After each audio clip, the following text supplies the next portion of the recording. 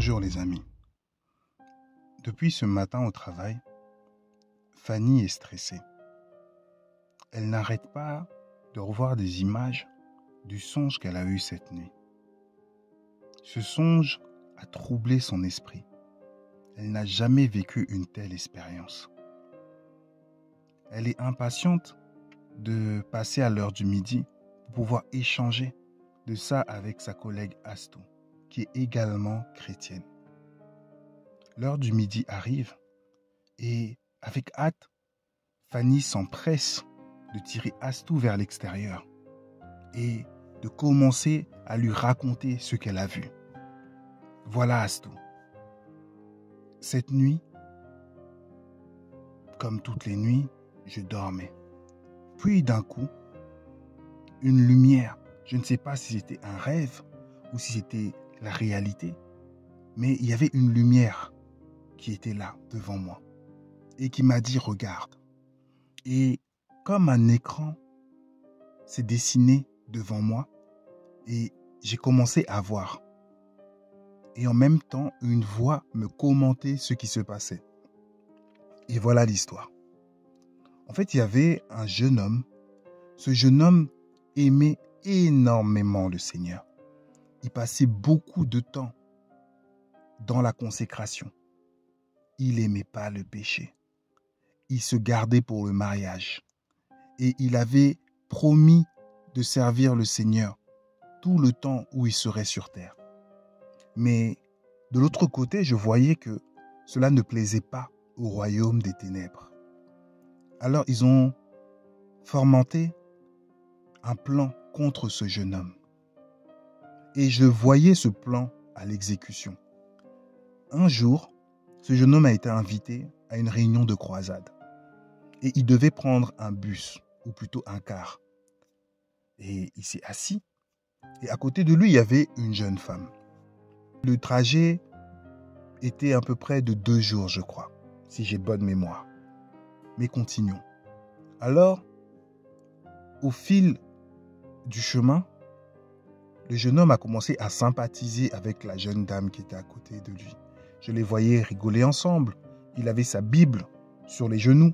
Il devait méditer de temps en temps, mais la jeune femme lui posait beaucoup de questions quant à Dieu, quant au Seigneur, et elle le regardait en le charmant. Et je voyais que celui-ci ne restait pas insensible à son charme. Mais c'est comme ça qu'il continuait. Lorsque le car s'arrêtait, ils étaient ensemble, ils discutaient, ils mangeaient ensemble. Chemin faisant, les choses allaient de plus en plus. Je voyais maintenant ce jeune homme entouré de ténèbres. Il y avait des épaisses ténèbres autour de lui. C'est comme s'ils étaient eux deux seuls dans le car. Je ne voyais pas les autres personnes. Mais je voyais les ténèbres, des forces obscures l'entourer. Et ces forces obscures entouraient même sa pensée. Et je voyais à chaque fois comme cette fumée allait vers sa pensée, mais au départ, ça se heurtait et ça repartait. Et jusqu'au moment où j'ai vu une fumée rentrer dans sa pensée. Et là, une voix a dit, c'est une flèche. Ça veut dire que cet homme commençait à avoir des fantasmes ou à accepter cette séduction-là. Il commençait à se projeter dans quelque chose. Il commençait à avoir des pensées déplacées. Et cette femme, de plus en plus aussi, prenait des postures qui n'étaient pas adaptées et qui laissaient prêter à confusion. Et ce jeune homme était de plus en plus séduit. En lui, je voyais une lumière qui brillait intensément. Et cette lumière lui disait « Fais attention ». Et qui lui relançait dans sa pensée des versets. « Attention à la prostituée. Le chemin que tu prends n'est pas bon. Ne va pas vers ce chemin-là. » Et je le voyais étouffer, cette pensée-là, au profit des ténèbres épaisses qui pénétraient sa pensée et étaient en train d'obscurcir ses yeux. Et c'est comme ça que j'ai vu qu'ils sont arrivés à un arrêt et la femme disait au revoir à ce jeune homme et lui proposait en même temps s'il voulait venir. Et le jeune homme est descendu.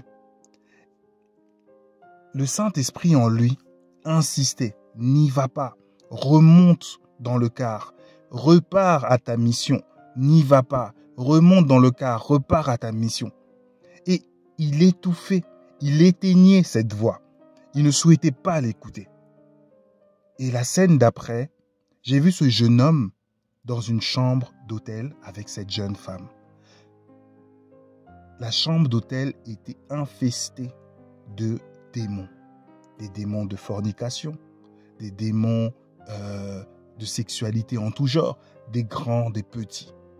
Mais le jeune homme était comme hypnotisé. Il avait bridé la voix du Saint-Esprit. Il ne l'écoutait pas. Et je voyais le Seigneur triste quant à cette situation. Et tous les démons qui étaient là, les différents diables, rigolaient. Ils rigolaient, ils se moquaient de ce jeune homme. Et ce qui devait se passer se passa entre eux. Le jeune homme a terminé. Il était pris de remords et de culpabilité. Lui qui se gardait depuis tant d'années, il était piégé. Et j'ai vu un diable sortir et venir maintenant l'accuser. En disant, celui pour qui tu es mort a péché volontairement. Il ne t'a pas écouté et on demande un droit de le tuer. Parce que ta parole dit que si le juste pêche, tu mettras un piège devant lui afin qu'il meure. Et sur cette base, les démons réclamaient l'âme de ce jeune homme. Et ce jeune homme ne se repentait pas. Il ne disait rien, il restait comme ça. Il restait stoïque sur le lit. Mais il ne se repentait pas. Et les démons ne voulaient pas. Ils étaient en train de l'assommer de pensées, de l'assommer de beaucoup de choses pour qu'il ne pense pas à la repentance. Mais il ne faisait que pleurer, mais il ne se repentait pas. Je criais, repens-toi, ils sont autour de toi, ils veulent te piéger. Et l'ennemi est en train d'en presser le Seigneur en disant, il doit mourir, on veut sa vie. Et ils étaient en train de le cribler comme du froment. Ils en voulaient à sa vie et à son âme. Cette femme a pris ses affaires et elle est partie. Alors le jeune homme s'est habillé et lorsqu'il est sorti de l'hôtel et qu'il voulait traverser la route, un bus l'a renversé. Et ce jeune homme était mort. J'ai vu son esprit se lever. Les démons criaient en disant, victoire, on l'a eu. On l'a eu, celui qui nous embêtait. On a réussi à le détourner de son chemin. Et l'instant d'après, ce jeune homme était en train de monter vers le ciel. Mais son vêtement était taché, mais il ne se rendait pas compte. Et il montait vers le ciel en louant le Seigneur. Gloire à Jésus, j'ai bien travaillé. Et le Seigneur était tellement triste. Le Seigneur était mal par rapport à ce jeune homme. Il l'aimait tellement, il aimait intensément. Je ne peux même décrire ce qu'il avait, mais il aimait intensément. Alors ce jeune homme s'est présenté devant la porte et il voulait que les anges le laissent rentrer. Les anges ont dit, mais il n'y a pas ton nom sur cette liste. Et ce jeune homme a dit, mais si, j'ai travaillé, j'ai jeûné, je me suis sacrifié, je me suis consacré, j'ai traité durement mon corps pour arriver ici. Alors, une voix a retenti en disant, les anges sont saints, les habitants du paradis sont saints, tout le monde est saint, et rien de souillé ne peut rentrer dans ce lieu. Et toi, tu as une tache, tu es souillé. Le jeune homme a regardé et il a vu effectivement qu'il avait une tache. Et il a tout de suite compris, il a commencé à pleurer. Il criait, non, non Seigneur, tout ce que j'ai fait, comment je me suis gardé. Mais lorsqu'on t'a dit, le Saint-Esprit a insisté en te disant, n'y va pas. Pourquoi ne l'as-tu pas écouté? Pourquoi tu as désobéi? Il a dit, arrière de moi. Tu es l'enfant du diable, va vers ton père. Et il a été emporté comme rien du tout. Et ce jeune homme est parti. Et je voyais le Seigneur triste, très triste par rapport à la vie de ce jeune homme qu'il aimait tant. Et je me suis réveillé à ce tout. Et depuis, je suis tourmenté. Je vois le visage de ce jeune homme. Et je me dis, mais Si lui, qui marchait droit, comme ça, est arrivé et n'a pas eu de passe droit au ciel, qu'est-ce qu'il en sera de moi? Parce que ma marche, elle n'est pas toujours parfaite, elle n'est pas toujours droite. Qu'est-ce qu'il en sera? Alors Astou lui a dit, écoute, le Seigneur est bon parce que il nous parle par des visions, des songes. Et il continue à nous prévenir, il continue à nous avertir que le chemin qui mène au ciel est étroit, petit et rocailleux. Large et spacieux le chemin qui mène à la perdition. Et dans ce chemin-là, l'ennemi mettra toujours des embûches. Parce qu'il n'aime pas qu'on prenne justement le chemin étroit. Ce jeune homme, le Seigneur ne l'a pas abandonné, mais il a prévenu. Et il a voulu marcher selon les désirs de son cœur, selon ses passions. Et le Seigneur l'a laissé. Mais ce jeune homme ne savait pas qu'il était arrivé à la fin de sa vie, que son pèlerinage terrestre était arrivé au bout. Il était sur sa dernière mission.